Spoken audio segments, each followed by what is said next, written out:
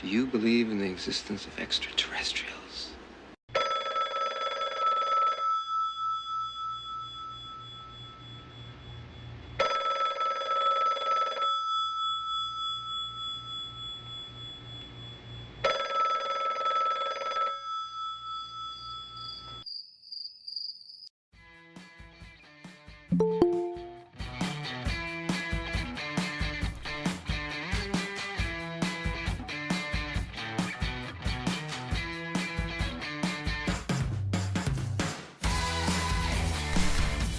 Good morning, good evening, or good afternoon, depending on where and when you're watching this broadcast. I'm Thomas Fessler, my friends, and this is Disclosure Tonight. Happy Monday, June 29th. Did you love going back to work today? I know I did.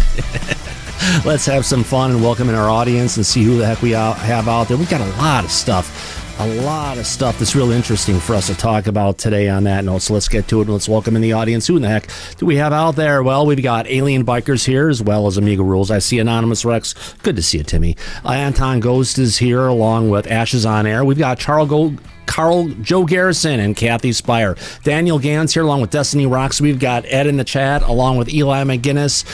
Fireflies here along with Frazzle Says. I see Geraldine DeRozzi along with Kathy and Kelly Burrow with those piercing blue eyes. Good to see you, Kelly. Need a remote review you this time. Oh, there you are. Popped right in. Who else do we have out there? We have Liberty Astro, Maritime Unprepared. Megan Betts is here along with Michael Huang.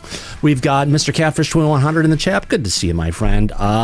Ms. Cuss Out Nance Brown. Patrick the Mysterious is gracing our pleasure tonight. We've got Paul DeMond, PC Anderson, Phoenix, Reality Check VIP, along with Rodney Cox. Sam's here along with Shelly Montgomery. We've got Steve Hayes, Sam, PC Anderson, the Super Unknown, Steve Hines. We also have Chromosome Cowboy, Tia Marie, Two Heads 666, Two Midgets on a Horse, Uber Holder.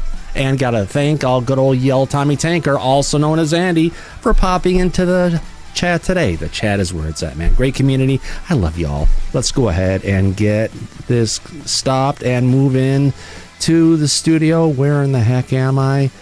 Oh, I gotta click over here, Thomas. Wake up. Come on, you're almost there. I made it before the end. All right, where are we? Zoom. So, all right, we got it. Disclosure, friends, is under attack. Yes, we've got statements fresh in off the press from conversations with Elizondo today, and Robert Salas also making some broad statements over on X. It's been one heck of a day. If I can bring in my cohort here, or my dear friend, Mr. Mike Disclosure. Mr. Thomas. Mike, how the heck are you? Doing well. This is going to be a fun show. We certainly have a lot to go over and talk about with the audience, and there's been a lot going on recently. It's not. Has been paying attention. It's nice to see things are going on, but although some of them aren't so good, are they? No, absolutely not. Yeah. But it seems to be coming from what happens to be our favorite target. The DOD. Yeah, everyone wants to go ahead and point their finger at the little wicked witch of the West at the, actually, you said this one, Wall Street Journal, but yeah, we cannot go ahead and realize there's probably a bigger orchestration of this whole thing. Hey, you want to write a story? If you ask these questions, we can give you some great answers. You know the kind of conversation that usually goes on. Yeah, you're absolutely right about that. And like I mentioned to Danny Sheehan today, I brought up that it shows that Project Mockingbird is alive and well in 2025. Oh, yeah, it using is. Mainstream media to push their propaganda. Yeah. It's a shame, isn't it? But it's the same game they've been playing forever, so at least there's an opportunity for us to go ahead and point it out now. As it was rumored last week, this story was going to hit somewhere, and then Monday, Tuesday of this week, Mike, it was supposed to be picked up by the mass media, but you know what? Everyone's been distracted. Oh yeah, they have. You're right. Yeah. Let's see if I can bring up a little clip of this live for a second. It's been going crazy at different places around the United States right now. Yeah, Mike, it's protest season again, apparently. Oh yeah. Yeah, that's unbelievable what's happening in California. Well, it's in California, it's in New York, it's all over the place. This is just coming to us from woke.net. And there's a lot of stuff going on, so that quietness that they were potentially, whoops, can't show that yet, everyone was kind of looking for to go ahead and have this story come in and get picked up by the news everywhere. Guess what? No one's going to pick it up. It's buried in the news. Yeah, because they don't really want to show the underbelly of the chaos going on in this country right now. Right. It just makes America look weak to the rest of the world. And the mainstream media, I guess, it doesn't want to have a hand in that. No, they don't do that. No, they don't. Yeah. And what's going on in California, I got to tell you, I might be a little biased because I'm a New Yorker. Well, they were protesting in New York today too, so they were, but I can assure you that the chaos going on in California is absolutely not going on here. Oh yeah, not like that. What are you taking chunks of concrete and whipping them at federal agents driving by in Suburbans? Hey, they may have some good deals on some Suburbans at Copart, Mike. They might, but that wouldn't fly here in New York. I'm sorry. I love watching those videos. It's like, bring on the popcorn. I'm going to sit here and I'll have on the 10-foot screen, I'll have 24 video feeds up at once watching them. It's enjoyable because you can get what's going on. We're talking about that yesterday, and all of a sudden we're talking about stuff, and then all of a sudden all 24 cameras were all showing that they had made their ways down to the street. It's just interesting, I know, but I'll stop talking about this because, you know, we're here to talk about disclosure, but at least we've got something to keep everyone's mind off of this article, this hit piece from the Wall Street Journal. Yes, it was a very interesting piece that they decided out of the blue to put out there. And in my opinion, I don't think they vetted it properly enough before they ran with it. But that's okay. When you're on government payroll, you just take your marching orders and do what you have to do. And they obviously did. Yeah, I'm talking about taking marching orders. Now, we do have a statement here that you actually had in your conversation verified with Jennifer and Lou today. Yes. And the statement that you got heard is also one that was verified by, I guess, people within the Elizondo camp. But, you know, I got to give credit to the person, Mike, who actually brought it out first. And, you know, look, he actually upgraded his camera. So Matt Ford is actually doing a great job. Now, I did not mean to go ahead and capture a picture like this. The video just happened to stop in the place when I brought it up. But he did a great job on improving his visual quality. I have to give him props on that one, Mike. Oh, he did, and you know, Matt has a good sense of humor. Oh, so, exactly. We remember the green dildo that he was having on the show. Oh yeah, we gotta love that one. Gotta love that one. So he has a sense of humor. We know that. Oh, he should be able to take it pretty well then.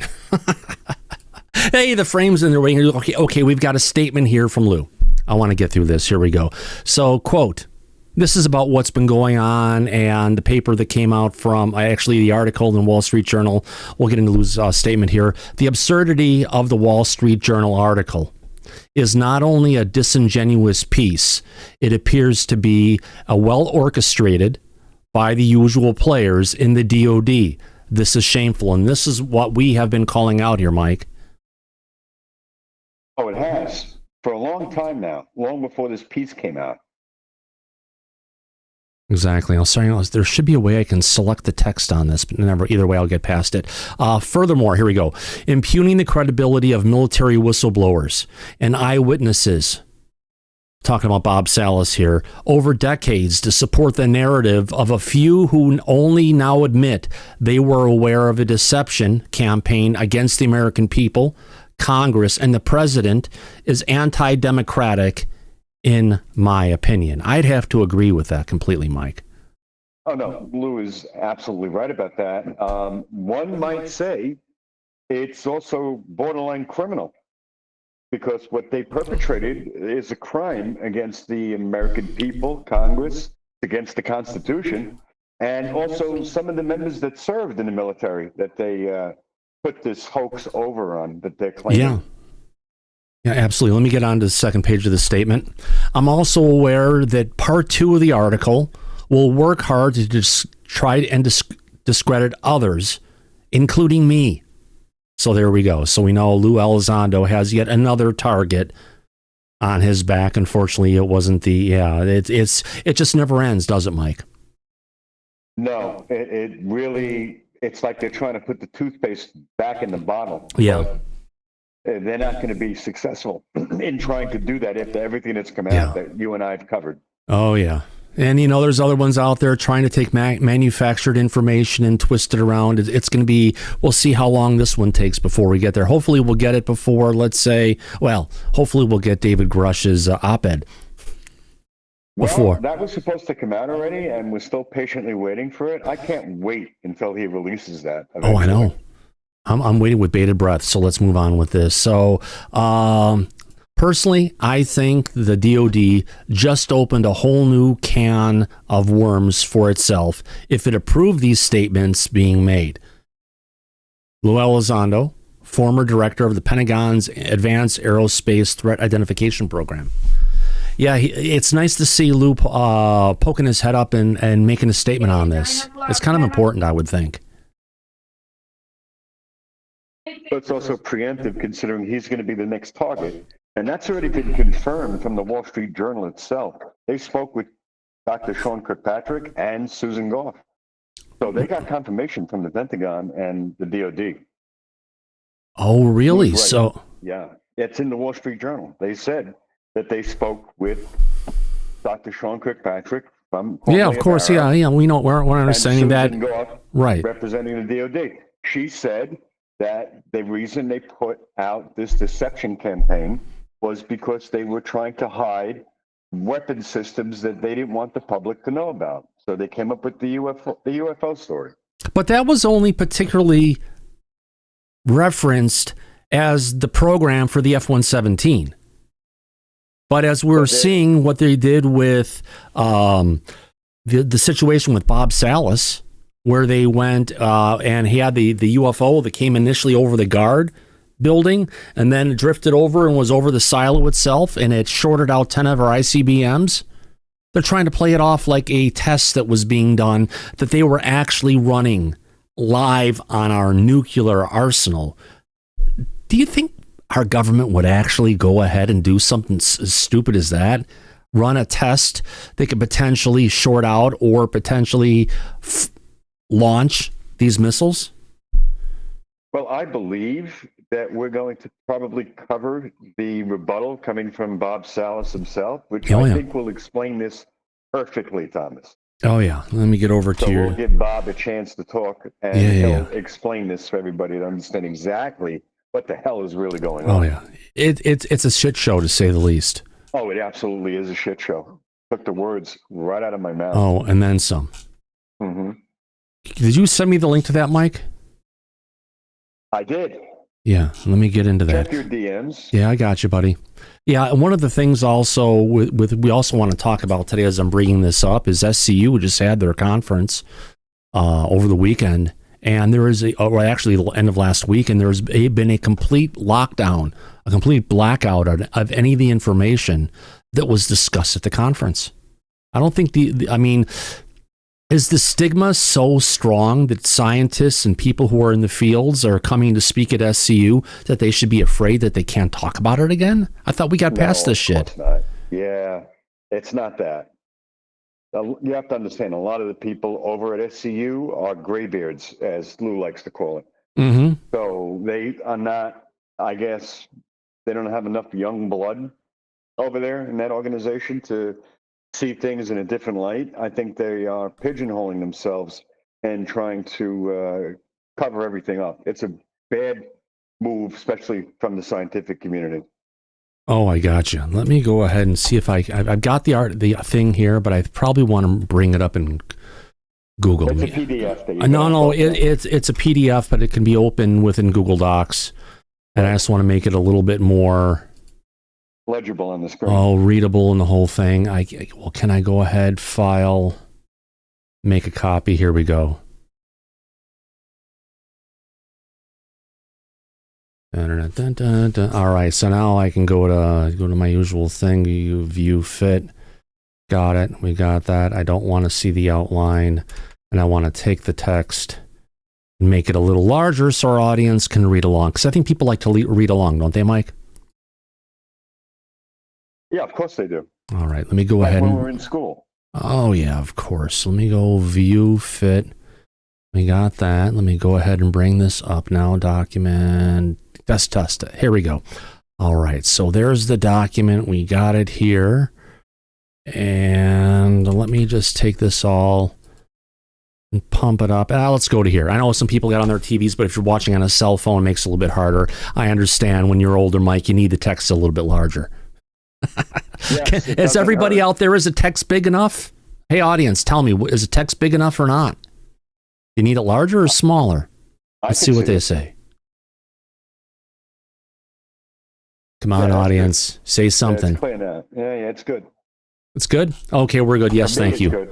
All right. Yep. Yes. Perfect. Okay. Since my name was mentioned, this is coming from, Robert L. Salas. In response to the article published in the Wall Street Journal on June 6th, I think we were one of the first shows to go ahead and cover this, Mike.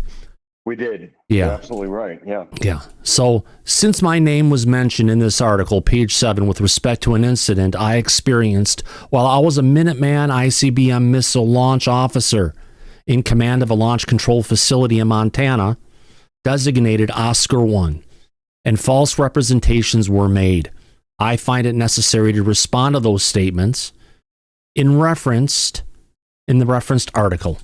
Okay, let's get into this. The article on page 8 states that Mr. Sean Kirkpatrick's team of the All Domain Anomaly Resolution Office, also known as ARO, discovered a terrestrial explanation of what occurred. So this is interesting. So this is ARO putting in here, Mike. So ARO discovered a terrestrial explanation of what occurred.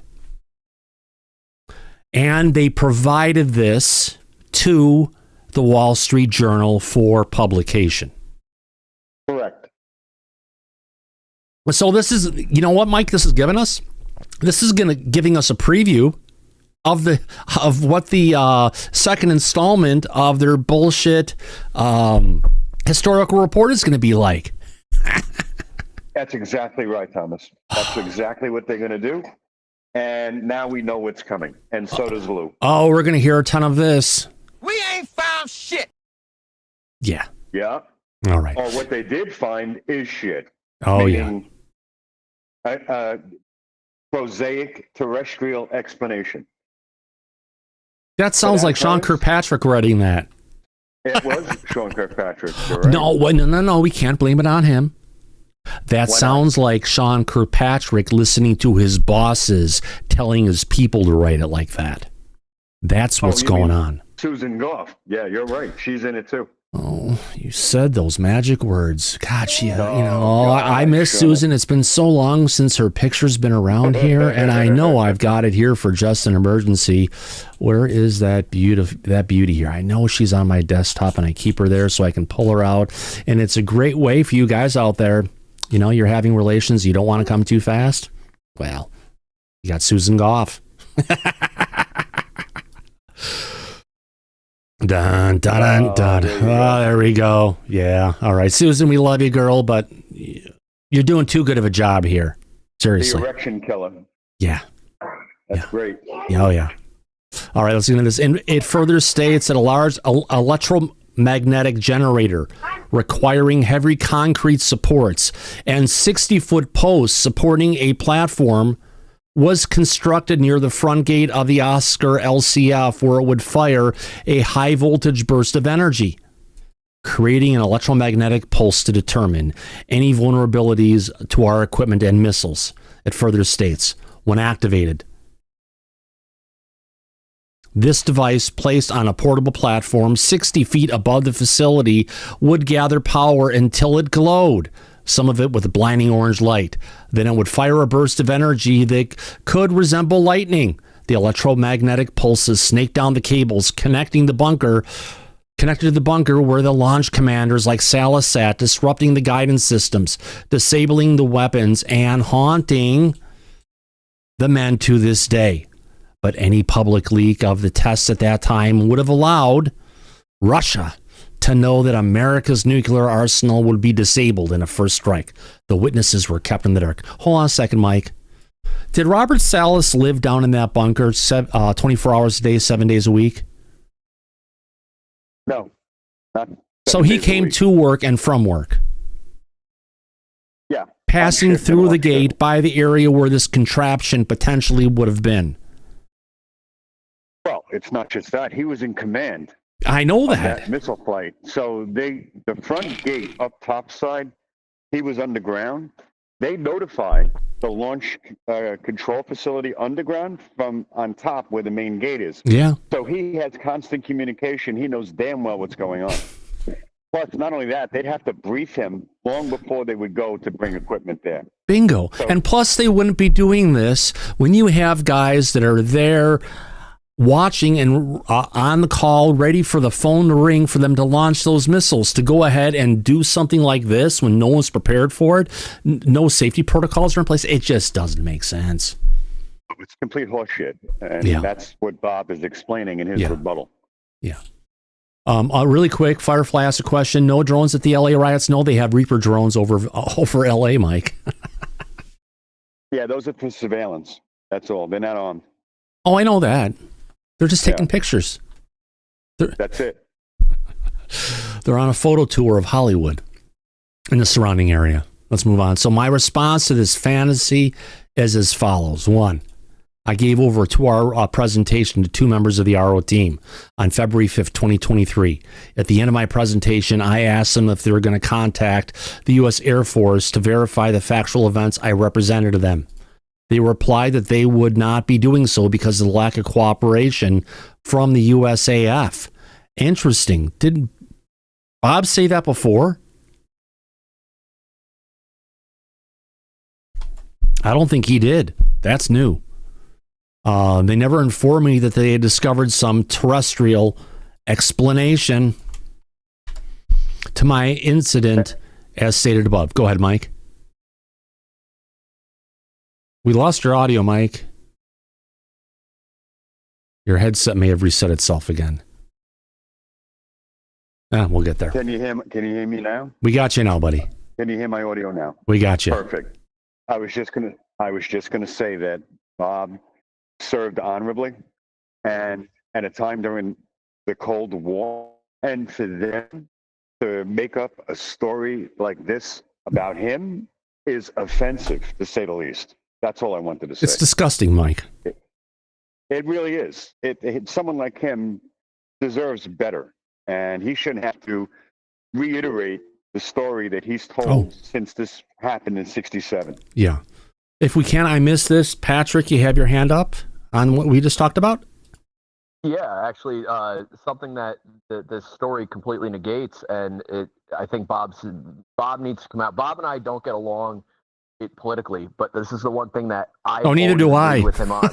No. And that was the thing. Like, we had it out back in November, which I think I might have broken off any ties with him, but I've always had his back with this, because when we had Glasnost, we had Jacques Vallée, who went over and had met with the Russian diplomats that had given information that on the same day, at the same time, they had recorded this prior to Jacques Vallée having known the information that Bob Salas knew. And it wasn't until Bob Salas came out that Jacques Vallée said, wait a second, we have 2 dates that match with very similar circumstances. On a second. Yeah. Sorry, I just have to fix this because somehow my chat broke. There we go. We got it back. Difficulties. Technical difficulties. What are your thoughts on that, Mike? Well, I think we had Bob on, and Bob's a friend, and we discussed this with him at length. He wasn't the only missile commander at that time, at that base, that he experienced with the affecting of the nukes. It was Echo Flight, which was his command, and it was November Flight, also in Malmstrom, that also similar incident happened at, and other bases across the country that he knew and spoke with these other missileers. And he wrote a book about this, and it explains that this wasn't an isolated event. there were dozens of these events that took place at that time, and the government buried that information. Right, because there And was a lot more of than those- there was more than his missile base at Maelstrom, wasn't there? There was. He only had like Minuteman missiles, and Yeah. there was the November.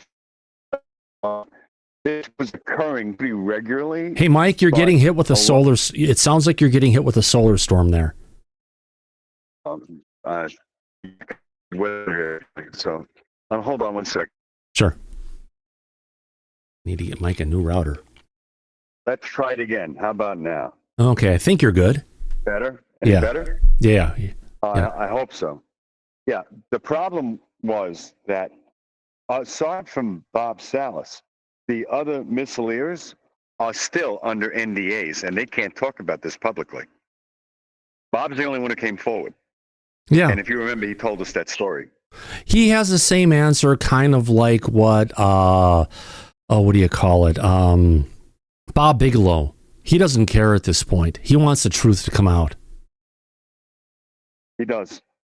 And I believe he was a hero for doing that and a historic figure because of it. But now it looks like Susan Goff and Sean Kirkpatrick and Arrow are trying to bury that under the rug and put this bullshit out to make people think it never happened. Yeah. It's disgusting, like you said. Yeah. All right, let's move on with this But thing. let's let Bob explain it in his own words. So the USAF was certainly aware of the potential damage as a result of an EMP of the nearby nuclear explosion.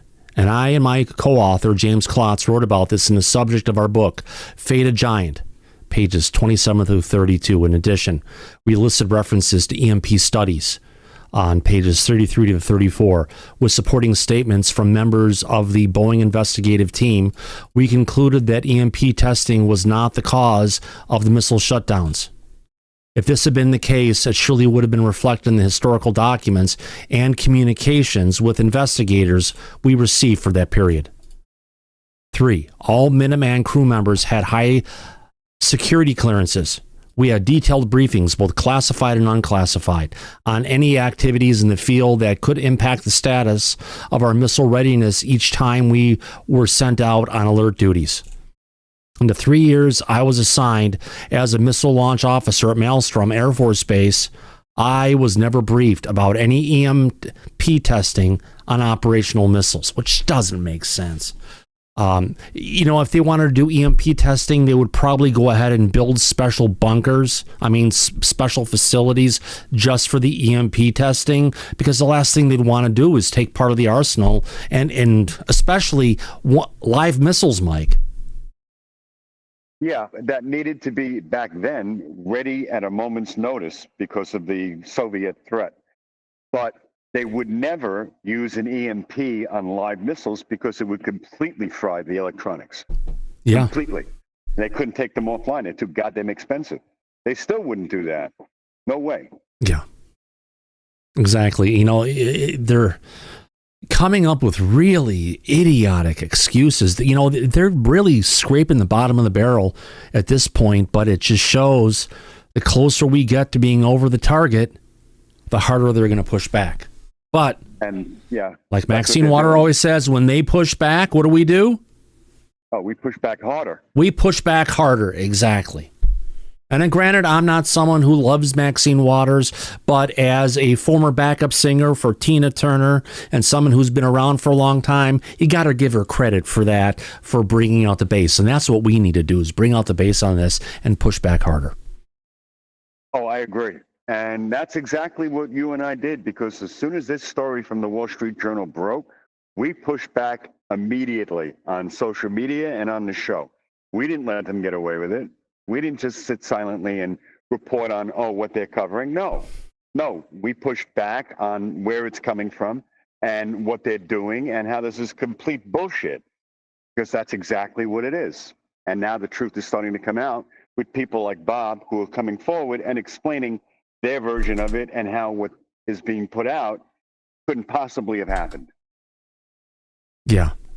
So let's continue with Bob's statement. Wait, hold on. Let me get this down here. 38. I'll continue 1 second. Just playing with some stuff here. We're getting some font sizes larger. All right, so let's move on. So number 5, number 4, it would have been irresponsible and unthinkable for the USAF to jeopardize the operational status of these weapons by doing such tests, as they were, in part, the basis of our strategic national security, and especially since the time period was during the Cold War, and we were engaged in the Vietnam War, and we had near nuclear war during the Cuban Missile Crisis only a few years earlier. You know, he brings up really good points, Mike. Let's move on. He does. As stated, the above EMP generator equipment would have involved a prolonged installation process in plain sight to our security team at ground level of our LCF, launch control facility is what that means. Those activities would have been reported to us in the Underground Launch Control Center. Since we were in command of the facility, our topside personnel never reported any such activity. And that's true, and that's what I was saying up front, Mike. A lot of this stuff just doesn't make sense. No, none of it. It's all bullshit. And then we're some. calling it out for what it is. Yeah. And Yeah. so is Bob. Let's continue. Why? Yeah, I know. I just have to keep on going back to this. This is like the... Okay, I'll say it. This is like the fucktards out there, right?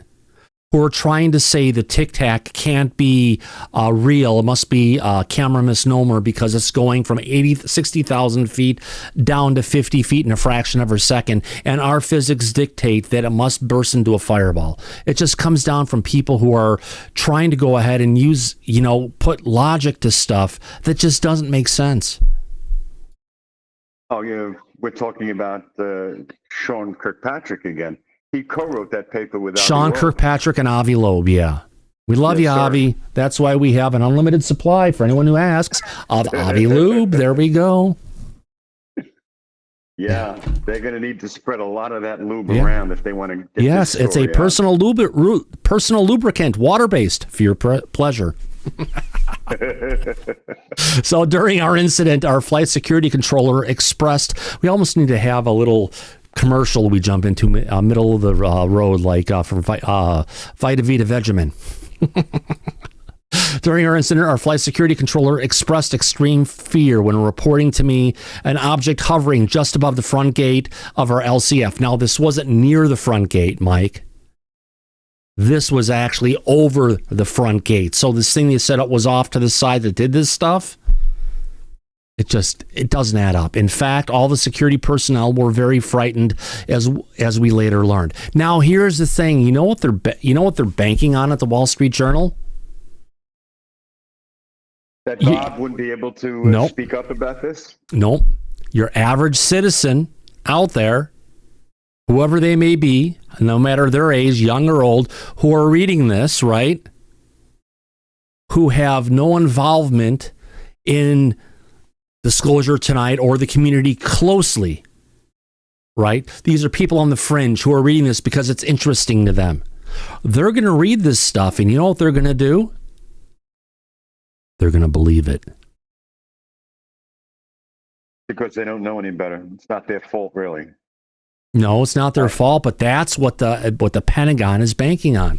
That's why they were banking on all the stuff to happen to go ahead and cover this. But thank God we got protest season, the summer of love again.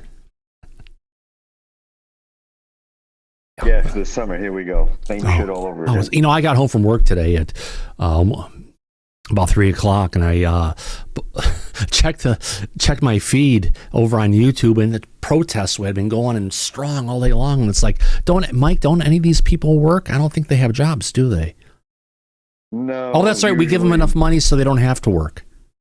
Yeah, a lot of college students that have time on their hands. Well, I think this is more than college students. If you saw the numbers out there, let's move on. All right. During the incident, our status panel showed an indication of possible incursion into 2 launch facilities, the locations of the missiles. So it was additional launch facilities. Security teams were sent to those sites to investigate, but as they approached them, they reported seeing the same type of object hovering above those missiles. Hovering above the missiles, right? There you go. They sir. again were so frightened to see them, they requested, I need to see this. Why did he do? That's fine. Hold on. Gotta fix something. All right. I enjoy a sense of humor, Nathan Forrest. Thank you. Nathan was suggesting we all have our own label brand, Mike. Yes. In addition to Avi Lube Edition, yes. I was just looking at the channel activity to see if there was any repeated behavior of this. I would have gone a lot longer than you did. Oh, 10 seconds is fine. He's having fun. He's got the idea. You know, Mike, if you can't take it, you can't give it out. Yeah, no, that's fine. I just didn't know if there was something else behind it. That's all. Yeah. Okay, if with that's all it is. We're We're good. You have a sense of humor. Yeah. I got it. Oh, God, Mike, you have to. We are serious about not being serious. I mean, regularly we always play the comment of, Oh, a bullshit artist. yeah, you got to have fun with it. At least I do. Oh, I know, I do. Hey, compared to the shit on Twitter, that's very tame. That's true. But then again, they're coming into our living rooms, guys, so you got to be careful. That's right. All right, so Mr. Ray Fowler was a manager of electrical systems for the Minuteman I missiles systems during the period of the Echo and Oscar flight incidents. He worked for Sylvania Corp, which was the contractor of those systems. Japanese, I believe. Fowler had employees stationed at Malmstrom during the period who reported to him details of those incidents and including the reports of UFO activity. According to his affidavit, there was no report to him about conducting EMP testing at the operational sites where the missiles were disabled. Bam. One of the documents we received from our FOIA request was a telex from the Strategic Air Command. Bam. And to various Minuteman bases. The original classification of the telex was secret. The subject was Loss of Strategic Alert, Echo Flight, Malmstrom AFB, dated March 17th, 1967.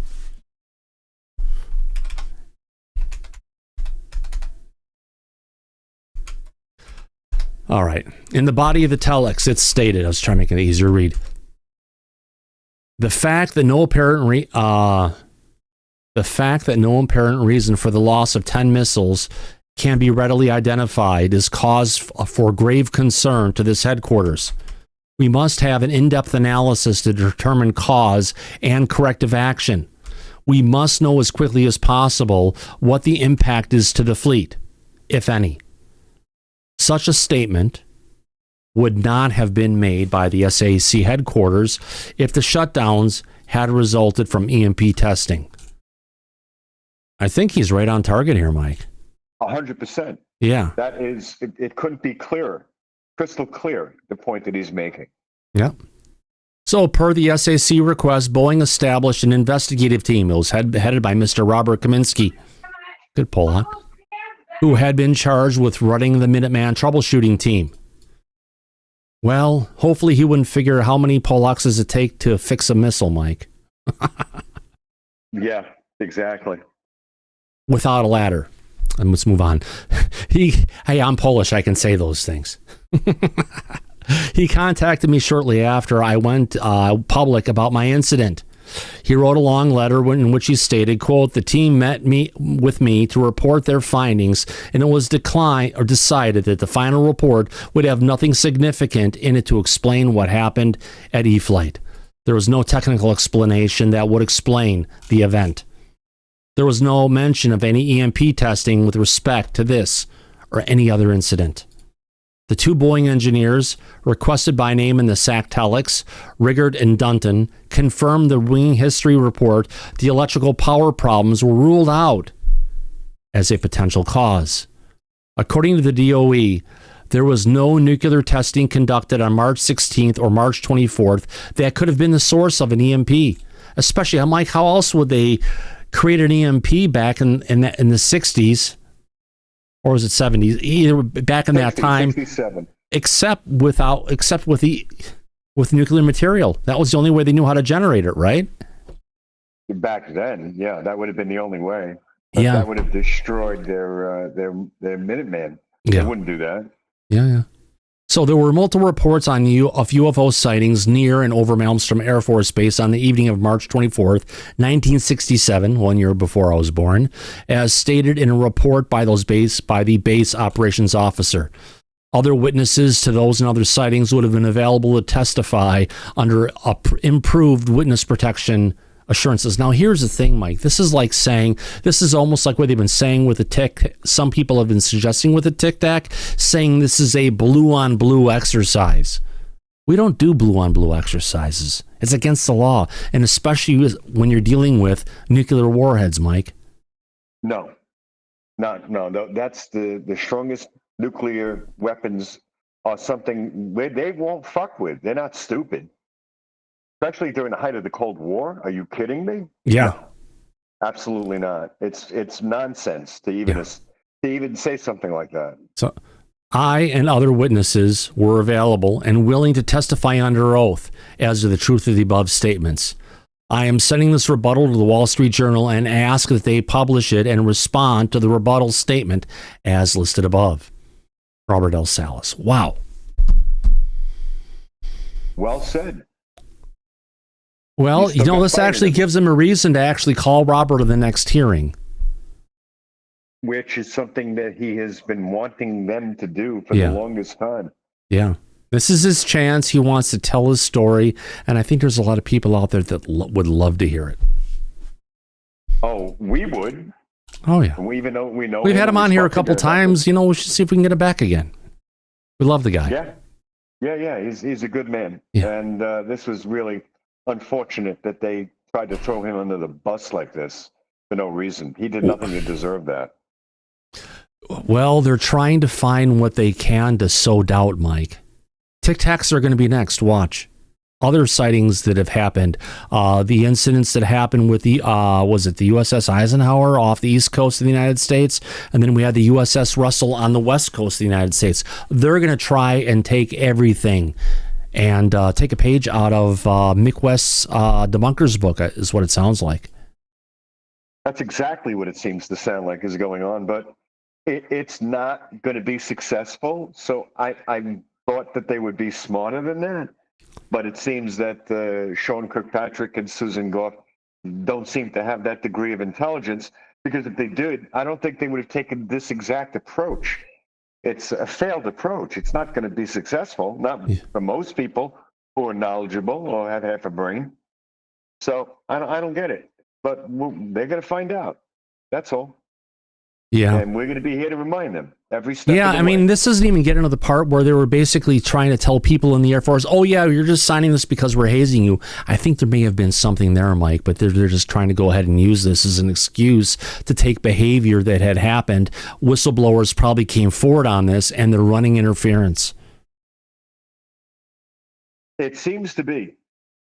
But that's not going to work in the end. Anybody, including Congress, who is well aware of this, there is no way that anyone who is logically minded is going to listen to their half-assed explanation and say, yeah, that's got to be true. It's not. But like you said before, they're doubling down. And the next clip, I just sent you a DM from Stephen Greenstreet. He's doing a new interview with the former head of Arrow. Oh, my. Mr. fucking Tim fucking Phillips, really? Yeah, we have another video clip for the audience to listen to. This would be good. Give me a second here. It's not getting to there. Let me get to this. I don't know if I've got X on this one. I should. Let's find out. No, I'm not. I can't go as there. Let me go ahead. Okay, we got to be careful with Green Street videos because they're owned by the Post. And if he's putting it together with him talking there, Mike, we can't show it. Then we'll put up fair use. It's a short clip. So let me go. Fair use is 8 to 10 seconds. And I've heard the Post can be relatively... I'll play it in the background, but we're not going to listen to those words. We can't. Okay. So Apparently, Tim Phillips, who was the former head of ARO, is being interviewed in a follow-up to the hit piece in the Wall Street Journal, this time with frickin' Stephen Green, Mean Street. Why don't you pull up the post I sent you from Stephen Greenstreet's account and read the text? It's 2 lines. Read that to the audience. The Pentagon created and promoted a fake alien UFO evidence in order to cover up their top secret but human-made Klingon death ships. Yes, sir. My New York Post report will premiere tomorrow, Tuesday, June 10th. Yep. They're doubling down on the Wall Street Journal article and the propaganda Let's see if that we can get here out of this. Hold on. I don't think this has gone public yet, but those technologies and amazing capabilities were designed by Americans. So there, he's talking about the Tic Tac or whatever, saying it's been designed by Americans. Let's move on. And built, manufactured, and flown by Americans. Well, you know, Mike, we have to find out if the statements he's making have been cleared by Susan Goff and the DOD, or are these just statements that he's making as an individual? No, I believe he claims to have direct knowledge of the Klingon death ships. Well, let's listen a bit more. I'm just stopping a little bit between things because we have to. Americans. Yes, Steve Hines. Yes, it looks like he just sniffed glue. I'll take it. Flown by Americans. Some of these things we have, my God, they look like Klingon death ships.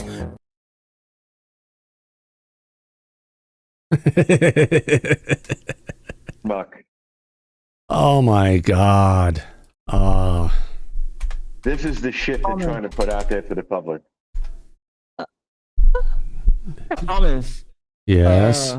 You know, it's actually, if they're going to call it Klingon death ship, I think they're talking about it maybe a Klingon bird of prey. I'm not aware of any Klingon death ships. Are you? Yes, No, Nick? I'm aware of, like you pointed out to me privately, it's a Klingon battle cruiser, and the exact classification was a D7, if you want to go through Star Trek lore. And the Romulan bird of prey was a different species altogether. Yeah, but that's, you know, the battle cruiser. Oh God. The ones out of Next Generation were much better. But either, yeah, it's still, I'm trying to find it. Go. Yes, Nick, you're saying? Go ahead, Nick. Video, a video in the back chat, Thomas, like of the Boeing scientist who actually examined the Maelstrom incident and found that something was wrong with it. I can't play the video. I don't know if I can play it or not. Let me.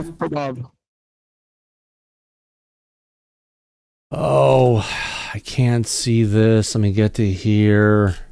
You didn't put it, I guess you did put it in the back. This is on x.com. Let me copy this. Let me shut this down, get this back up here. Let's see what we have here. Oh, ideas of what's going on. Okay, this is something I don't know the video prominence on this, and I could potentially play it as an audio clip. I'm not sure. Okay. Well, Boeing went and analyzed this stuff, right, Mike? I think I understand where you're coming from. We covered this on the show with Bob. Yeah. Boeing did an investigation, and what they discovered was the Minuteman I ICBM has a navigational guidance system called a logic coupler. It is deep within. Well, the logic coupler hits up to, so you've got the guidance system, right? Yeah. You've got a logic coupler that connects it to the rest of the system that's there. Right. And what had happened was, they could feed information or to and from the guidance system and the transistors that were there that would go ahead and couple the different parts of the systems together. That was the part that was actually fried out. It was exactly, according to Boeing, that did a bench test on these missiles, it was shorted by negative 10 volts. That was it. That was the only part of the missile affected, and it completely shut the missile down. And that's something that was beyond the capabilities of what that circuit could handle. Right. And it was enough to go ahead and take that one piece out, but not cause any additional harm. Right. Video, Thomas? I can't play the video, Thomas? We can't play the video, but we just talked about it, my friend. Okay. I'd have to take it and upload it to YouTube first, make sure there's not a strike. Otherwise, if I just play regular videos that are up there, I run a risk. Okay, Nick, what do you want? What was your takeaway from the video? Basically, that he examined it and he found out that people basically told him like it wasn't from randomly, like it wasn't a random occurrence that happened on the missile. That the same occurrence probably happened across all the missiles at that location, right? People told him that it was like a UFO that did it, and then at first he was amazed, like a UFO, because he wasn't told it was a UFO when he was trying to like doing the like investigation, but he was kind of amazed that they actually told him that. Yeah. Well, it was 10 logic couplers that were shorted by negative 10 volts in Echo Flight, which had 10 ICBMs, and that's what happened. And Bob explained that to us when he had the report that was done by Boeing. He talked about it on the show. So yeah, it was all done simultaneously by that object. PC Anderson brought this up really quick. Kaminsky said that it might be possible for one missile to shut down, but not all 10. They were independent of each other. So what he said was that, I guess, that thank you for pointing that out, that this thing could have happened maybe to one, but not have the exact same short go across all of them. Not simultaneously. No way. It was physically impossible to do that with the known technology in the 60s. Mm-hmm. We couldn't do it. Russia couldn't do it. Nobody could. But somebody did. That's why it was a mystery. Still is to this day. Absolutely. Thanks for bringing that up, Nick. We appreciate you bringing that to our attention.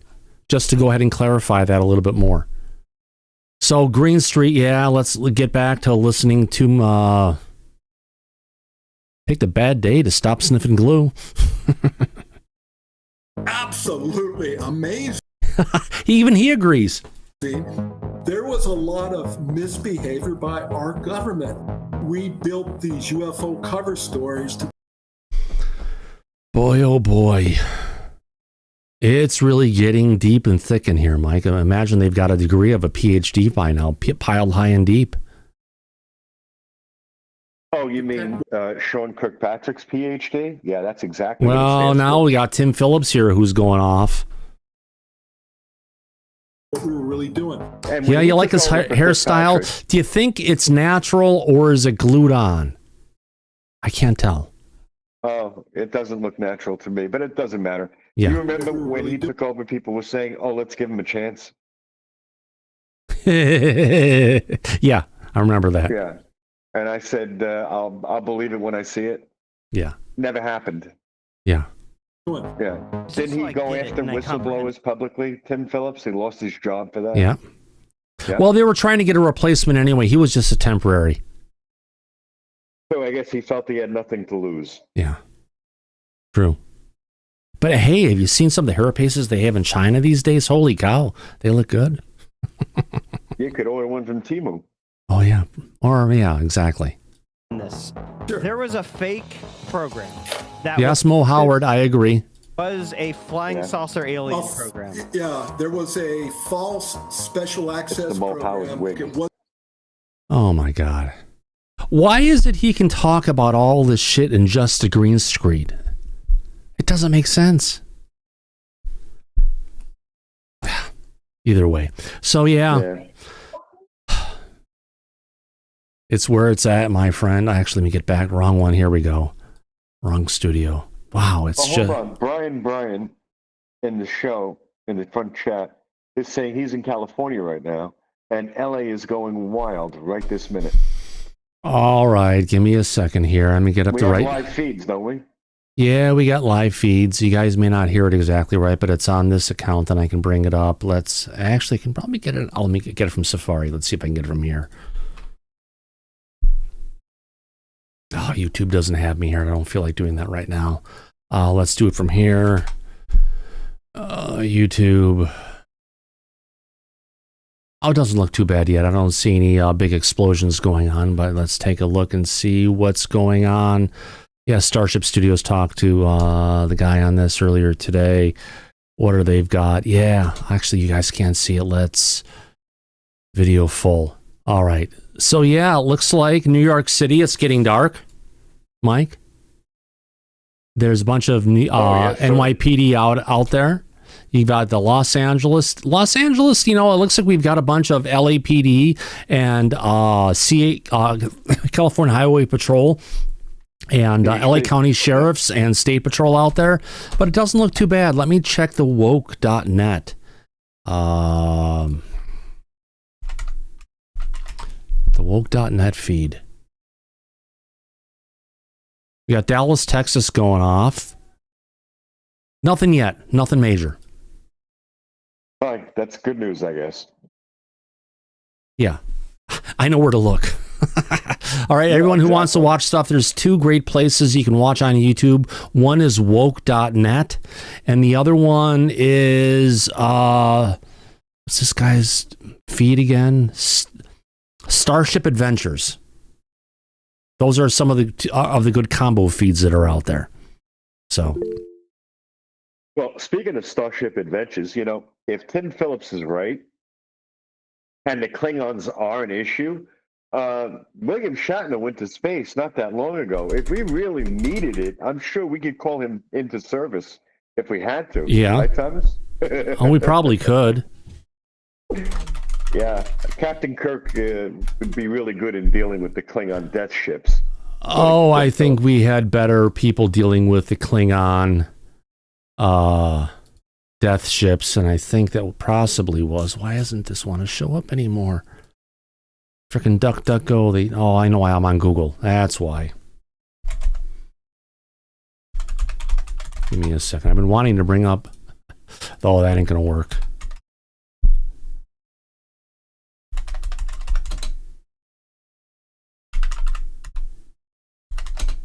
One more second, almost there.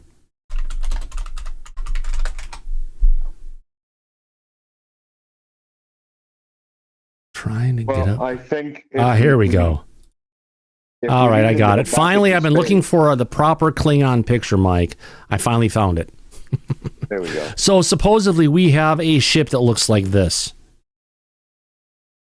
No. No, that's a Romulan bird of prey. No, that's not a Romulan bird of prey. That is a Klingon warship. It's not a battlecruiser.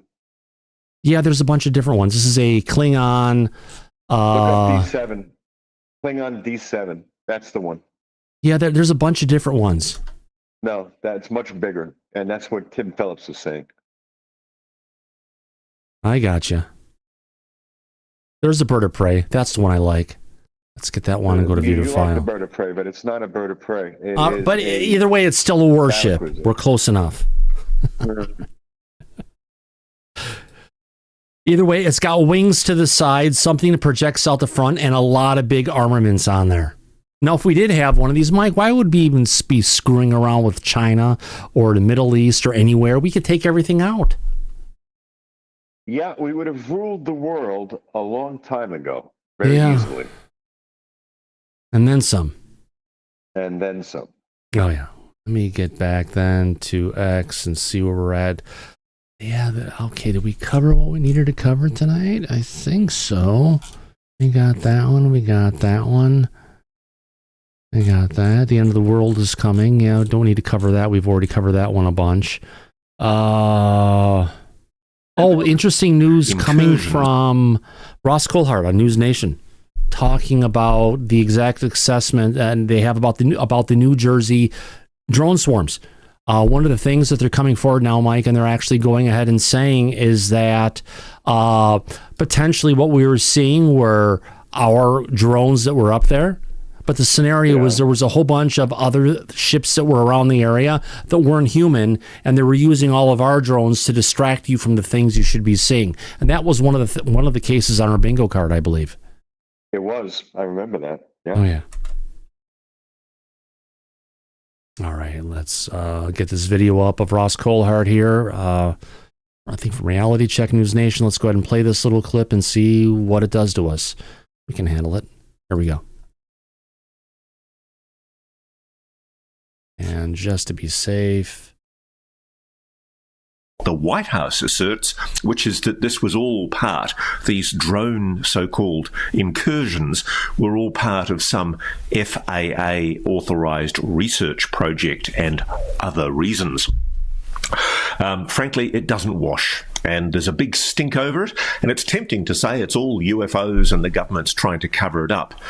I do believe some of it was anomalous, and I have a hunch that the United States was putting up technology that it hasn't yet disclosed it's got. There was a certain name given to me. I'm not sure if this is a code name, but somebody mentioned to me, and this didn't come, by the way, at Contact in the Desert. It came from somewhere else. It's got star in it, and I'm not sure if it's dark star, but the suggestion is that there is some national defense program that involves these SUV-sized objects. I'm not going to call them drones, that were being put up. And the explanation might be that what a lot of people have been seeing are the objects that the government's been putting up in an attempt to cloud the picture. Mike, how do you think that, how does that explanation sit with you? Really doesn't. That doesn't make any sense to me at all. We covered this when it was going on live, and I don't remember any type of UAP activity that would fall into the 5 observables that Lou has talked about. There were some videos that I had seen of orbs and balls of light in some different areas that were going on, and some, including some of the stuff that was sent to me by Mike Morris.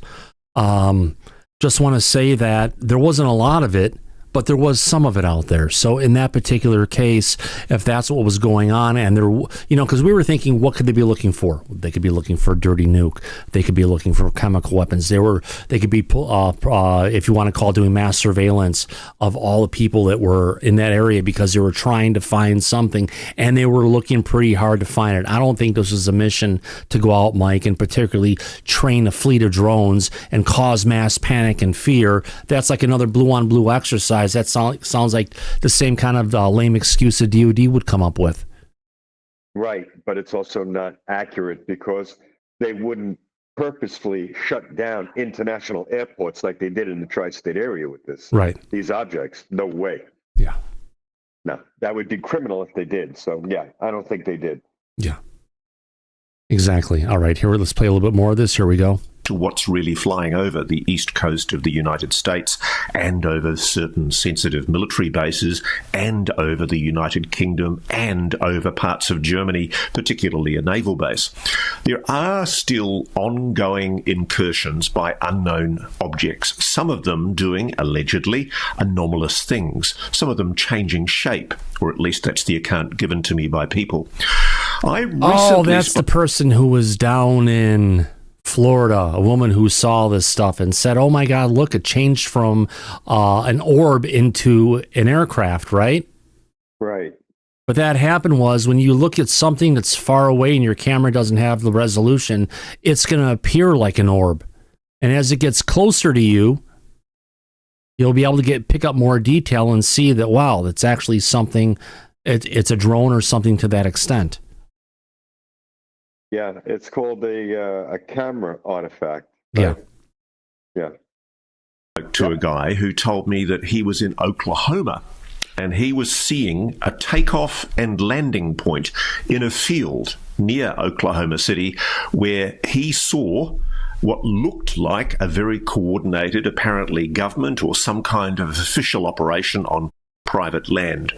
When he got close, he was chased away by drones and he was terrified. I haven't actually... But here's the thing, Mike. If they have drones, right? Yeah. Drones don't need an airport, do they? No. They have vertical takeoff and landing. All the stuff from Terra Dynamics that we talked about before, the XP4, which is in current platform. They have the XP6 and XP9 that are out there, but they're still classified. They haven't announced what they've created for the Navy. Remember, all these drones that were coming in from the ocean.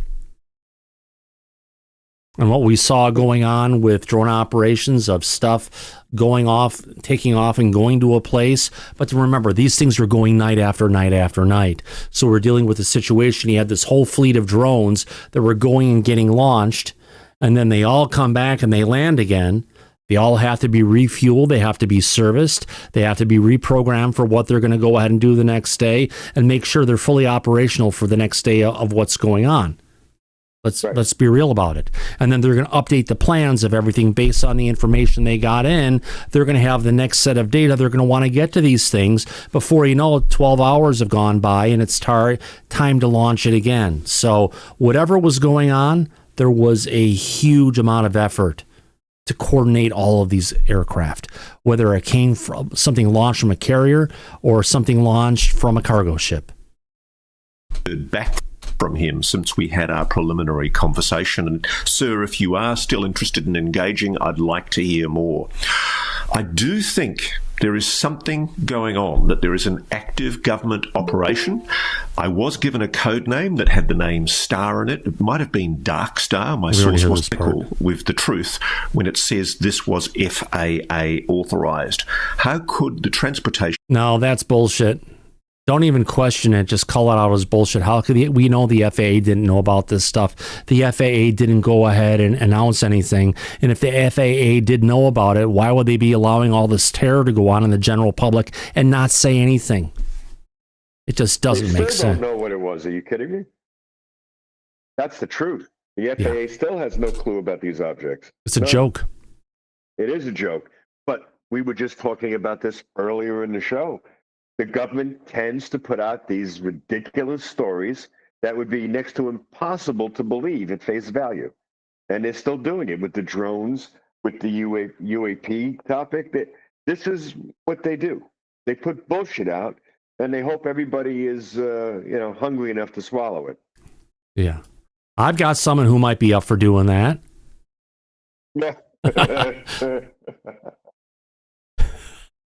Patrick has his hand up. Patrick, go ahead.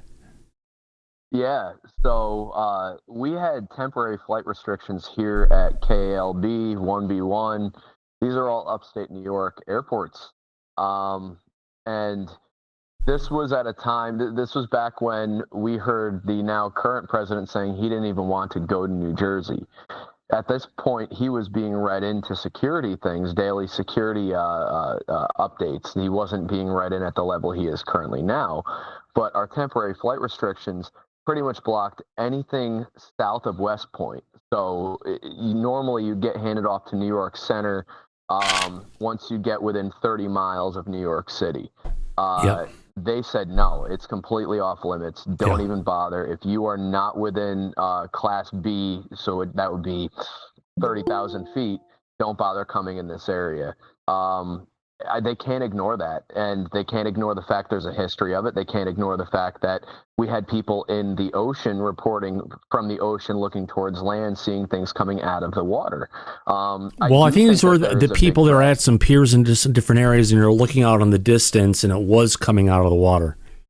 It looked like it, but it could have been something that was further out there. We had members of the U.S. Coast Guard. Yeah, but they actually got followed by they didn't see them come out of the water. They were followed by like 12 or 14 of these. 30 drones. 30 drones that actually parted and went around their craft and continued going towards land. That within itself is a felony. So as a pilot, if I chose to follow an aircraft that I knew was owned by the U.S. government. No, they were following a boat, not an aircraft. Regardless, see, now that's the thing is that's how it shows how often I fly across water. I'd have to imagine the same would be similar, where if I'm purposely tracking any federal vessel of any type, if I'm trailing a C-130, I get in trouble. They will change your course. So if there's something out in the water, I'd have to imagine if these were FAA-recognized drones, then they would have to follow all of the standard reasoning. Standard reasoning says FPV cannot be out of line sight of the operator at any point. They were 30 miles out to the ocean. Which we're talking then probably about craft that are being handled either by distant FPV or potentially by satellite or running off of AI. Yeah. Skynet 0.5. Yep, exactly. Yeah. Something really advanced. And let me remind you, we're not just talking about a flying craft. These crafts, they were not able to be tracked. They weren't able to be targeted. That's not something that a hobbyist is flying out there from Amazon. Oh, hell It's no. just not. Right. I remember when we covered this. It was not anything that would be readily explained. That was for damn sure with what was going on with this. Yeah. So It's part of the truth of what we dealt with at that time, Mike. oh, I remember. Yeah. And we were covering this every night. And it was a regular occurrence. And there was no logical explanation for any of that activity. There still isn't. But do you remember when Trump was campaigning and he said there's no reason Biden should not tell the public the truth about these objects?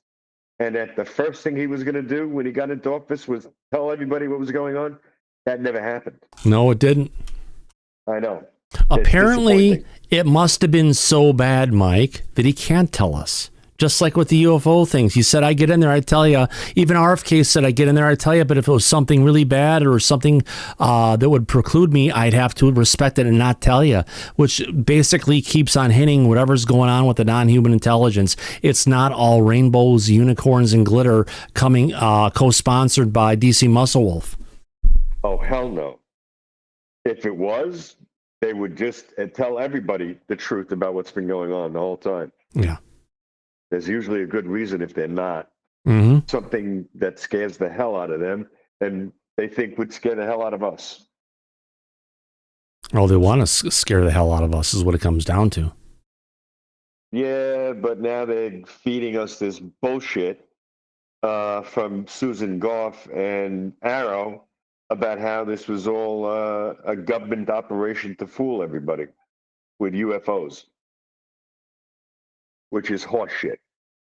And then you some. know what? I'd like them to show us proof of all of their claims. Just show it to us. They haven't done that. It's all, trust me, bro. Can I just see Susan Goff's Adam's apple again? Can you throw that up there? Jesus Christ. All right. Shield your eyes, my friends, for those who don't want to see the illustrious. But she doesn't have a Adam's apple. Let me bring this up. She has a double waddle. If anyone who's ever watched Ellie McBeal, that's what, you know, when you get the little bit of skin that hangs right at the bottom of the neck, that's what she's got, but she's got like a turkey gobbler times two. Let me shut off the chat so you can see it. There we go. Look at that chin. Look at that chin. There's the Thomas. chin. I'm talking about the waddle down here. Yeah, but we can't ignore those cheekbones and chins, man. Listen, Macron. Oh, trust me, I have seen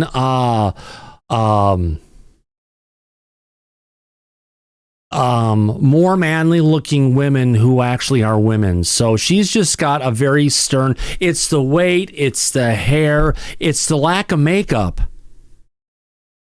And it's that double waddle on her neck. Sorry. There's nothing wrong with it. It's just our dear friend Susan Goff. You gotta love her. Oh yeah, you do. I wouldn't trust it. I wouldn't go on a date with that and try to reach up under its skirt and grab hold of a tree trunk. It's not worth the risk, I can tell you. It's just, That'd be right, a bad Patrick? Friday night, Mike. That's a bad Friday night right there, my friend.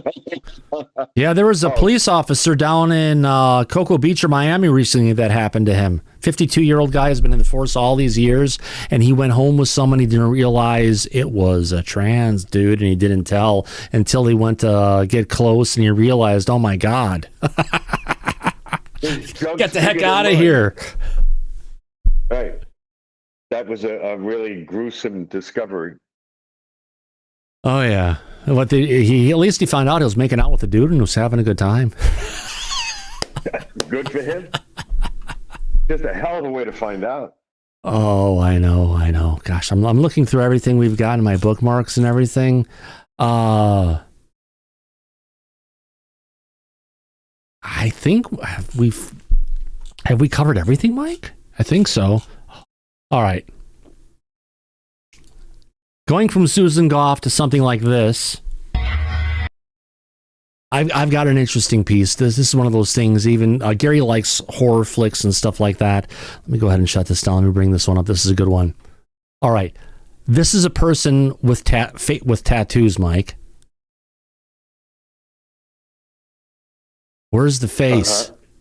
Oh, God. Where in the hell? Oh, there you go. There's the face. I could tell where the face is, but it's really gruesome. I know, isn't it?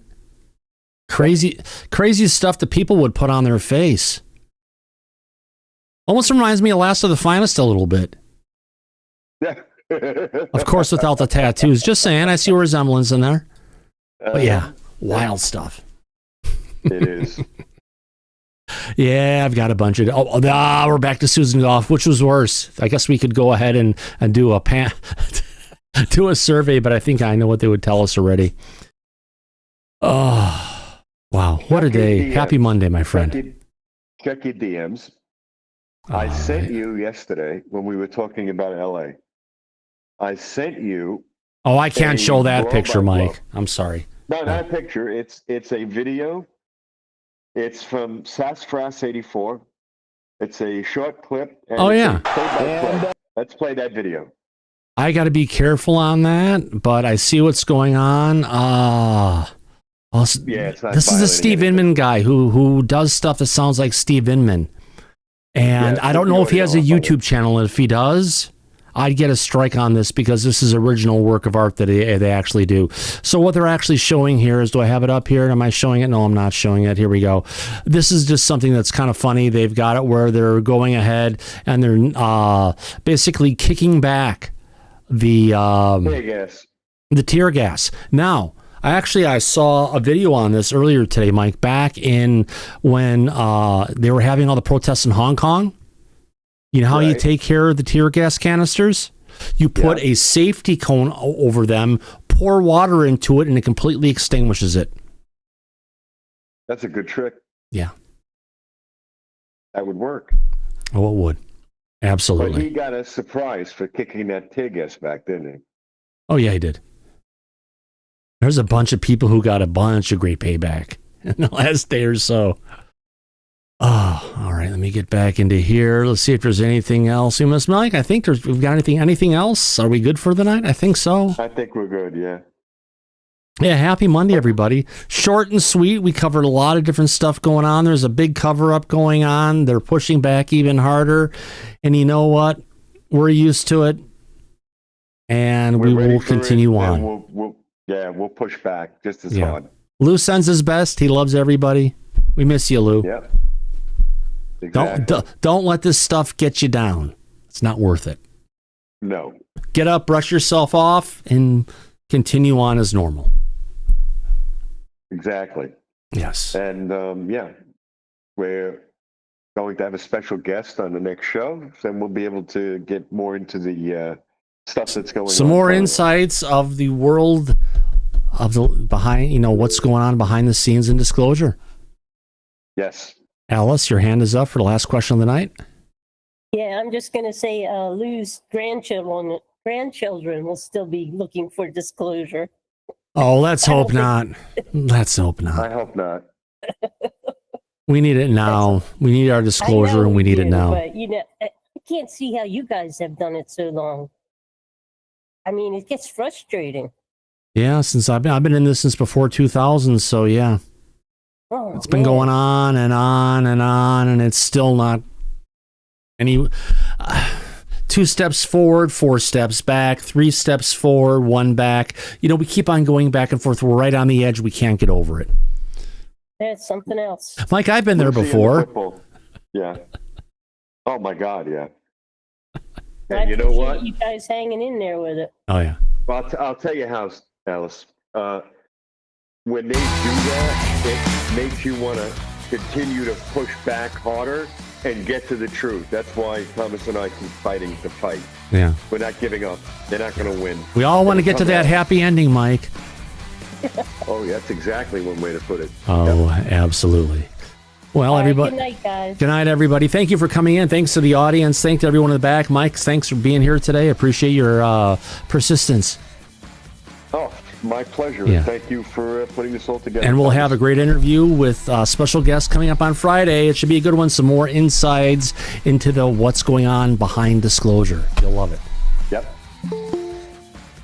All right, and as we usually say, Mike, at the end of every episode of Disclosure tonight, eyes open, no fear, be safe, everybody, but go back to Party City where you belong. Absolutely. We'll catch you in the flip side. Good night, everybody. I'll come back now here. Take care.